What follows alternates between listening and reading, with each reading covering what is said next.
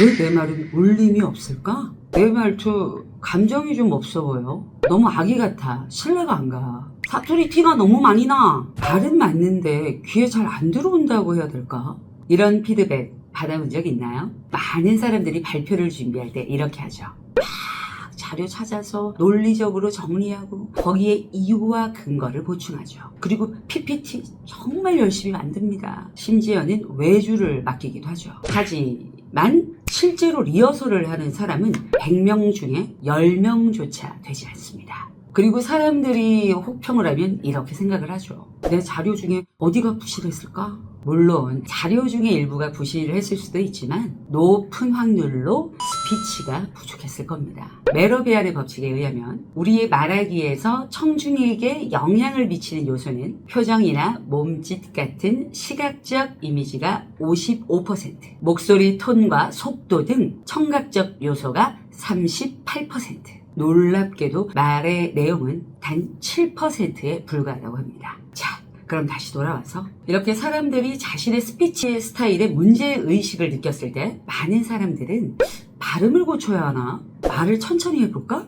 억양을 따라해보자 같은 단편적인 방법으로만 접근을 합니다. 하지만 정말 중요한 건 소리의 본질을 바꾸는 것입니다. 그게 바로 오늘 소개할 목소리를 살아 움직이게 만드는 CPR 법칙입니다. 이번 영상을 통해 내 스피치에도 CPR을 해서 심폐소생 아니 음성소생 해봅시다. 민지 나이스. 첫 번째는 복식호흡입니다. 좋은 소리는 좋은 공기에서 시작됩니다. 아니 선생님 CPR 알려주신다면서요? 네 맞습니다. 근데 여러분 아무리 좋은 자동차라도 연료가 없으면 가동을 할 수가 없습니다. 말도 똑같습니다. 아무리 배우 이병헌님과 똑같은 성대, 매력적인 중저음을 낼 수 있는 성대를 가지고 있다고 하더라도 호흡이라는 연료가 뒷받침되지 않으면 그 성대가 제 가치를 발휘할 수 없게 됩니다. 다시 말해 좋은 목소리의 시작은 좋은 공기에서 출발합니다. 그 중심에는 복식 호흡이 있습니다. 복식 호흡이란 가슴이 아닌 배로 호흡하는 방식입니다. 쉽게 말하면 숨을 들이쉴 때 가슴이 아니라 배가 부풀어야 합니다. 이때 공기는 깊은 곳까지 들어가 말할 때 더 묵직하고 안정적인 소리를 낼 수 있는 기반이 됩니다. 그렇다면 복식호흡은 왜 중요할까요? 바로 복식호흡은 호흡량을 결정하고 이 호흡량으로 인해 공기의 압, 그러니까 성압이 결정됩니다. 여러분, 가슴을 쓰는 흉식호흡보다 배를 쓰는 복식호흡이 호흡의 양이 더 많습니다. 그리고 이 호흡량은 말의 여유를 결정합니다. 주위 사람들을 한번 잘 생각해 보세요. 말을 할 때 힘이 없거나 호흡이 말 마지막에 가서 딸리는 사람들 분명히 계실 겁니다. 반면 이런 분들도 계실 겁니다. 악을 쓰는 게 아닌데 성량이 커서 목소리가 잘 들리는 사람들, 말의 속도도 안정되고 차분한데 말 끝까지 젠틀하게 마무리하는 사람들, 이런 사람들은 높은 확률로 호흡량이 많습니다. 복식호흡 훈련 방법 알려드리겠습니다. 이 영상을 찾아보셨다면 일반적으로 배 나오게 숨을 쉬고 뱉으세요. 5초 쉬고 5초 참고 10초 뱉으세요. 와 같은 일반적인 방법들은 다 아실 겁니다. 그런데 이런 방법으로 감이 잘 안 온다. 그렇다면 지금부터 알려드리는 방법으로 복식호흡을 해보십시오. 먼저 하품을 하듯 따뜻한 입김이 나가듯 하고 호흡을 쭉 빼줍니다. 이렇게 하면 배가 쫙 줄어들듯이 압착이 됩니다. 그리고 배가 압착이 됐을 때 입을 닫으시고 15초를 세면서 숨을 참아보세요. 힘이 위로 올라간다 라고 생각될 때마다 아래에 중심을 주고 위에는 힘을 빼셔야 합니다. 15초를 세면서 참는데 초가 줄어들수록 배가 쪼아지는 느낌을 더 잡으셔야 됩니다. 힘드실 수도 있어요. 그렇다면 너무 잘하고 계신 겁니다. 그리고 15초를 참고 숨을 쉬어보세요.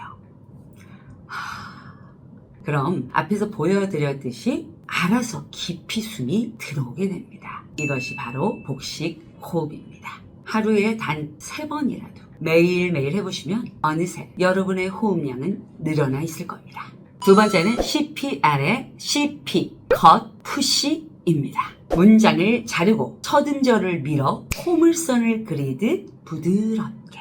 첫 소리가 나오는 순간 많은 사람들이 깍 하고 목소리를 끈듯이 내거나 급하게 목을 밀어 소리를 내곤 합니다. 하지만 좋은 목소리는 단순히 강하게 터뜨리는 것이 아니라 첫 호흡과 그 다음 소리가 포물선을 그리듯 자연스럽고 부드럽게 이어져야 됩니다. 이때 중요한 개념이 동그란 목소리입니다. 동그란 목소리란 마치 공이 굴러가듯 매끄럽게 이어지는 소리의 흐름을 뜻합니다.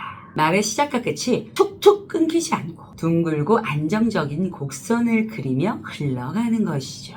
이러한 목소리는 상대에게 편안함을 주고 전문성을 느끼게 하며 무엇보다 소리에 설득력을 더합니다. 제가 앞으로 이렇게 포물선을 그렸는데 아직 감이 잘 안 오시죠? 동그란 목소리를 처음 접하시는 분들에겐 생소하실 수 있습니다. 이렇게 해보세요. 일단 최대한 단어를 컷 잘라보세요.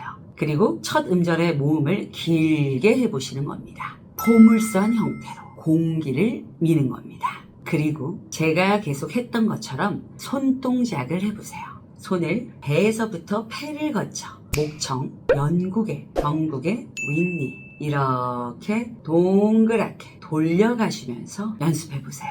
하나 추천하는 방법은 아나운서 보이스를 연습하는 것입니다. 아나운서들은 문장 하나하나를 부드럽게 이때 또박또박 전달합니다. 이때 목을 밀거나 끊지 않고 첫 음에서 마지막 음까지 고르게 힘을 싣는 연습이 반복되죠. 이 훈련을 하다 보면 말의 흐름이 부드러워지고 발성도 안정되며 자연스럽게 포물선을 그리는 발성 구조가 체득됩니다. 가령 가슴속 따뜻한 말 한마디, 하루를 바꾸는 힘이 됩니다. 와 같은 문장이 있다고 하면 각 단어가 서로 부드럽게 연결되도록 포물선을 그리듯 말해보는 겁니다. 가슴속 따뜻한 말 한마디, 하루를 바꾸는 힘이 됩니다. 와 같이 한 묶음 안에서 동그라미를 그려가시며 연습해보세요.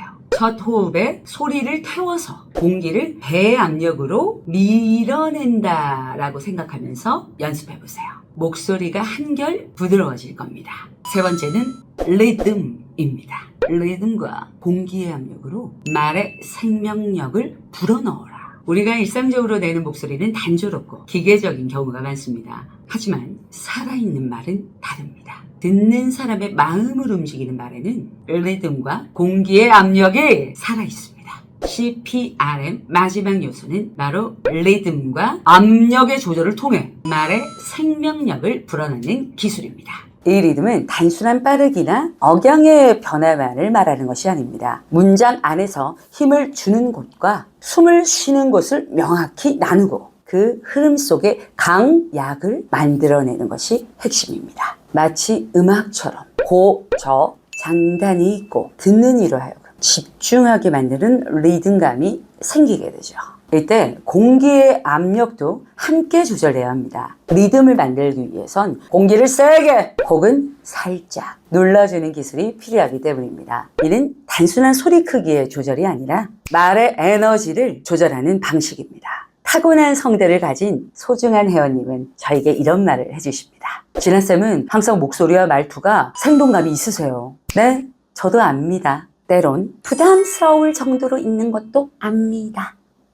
왜 그럴까요? 저는 MC나 방송활동, 코칭이나 이런 걸 하도 많이 하다 보니까 자연스럽게 어디에서 속도를 늦추고 어디에서 강하게 하고 이런 게 몸에 체화가 돼 있어서 그렇습니다. 여러분들도 정확한 방법으로 많이 하시다 보면 저처럼 되실 수 있습니다. 싫으면 괜찮습니다. 아무튼 이 훈련에는 쇼호스트 보이스가 아주 효과적입니다. 쇼호스트들은 말을 단순히 나열하지 않습니다. 한 문장 안에서 자연스럽게 리듬을 타고 공기의 압력을 달리해가며 청중의 주의를 끌고 감정을 전달하죠. 이 방식으로 연습하면 내 목소리에도 리듬과 압력이 더해져 살아있는 말이 됩니다. 가령 지금 바로 당신의 이야기를 시작해보세요.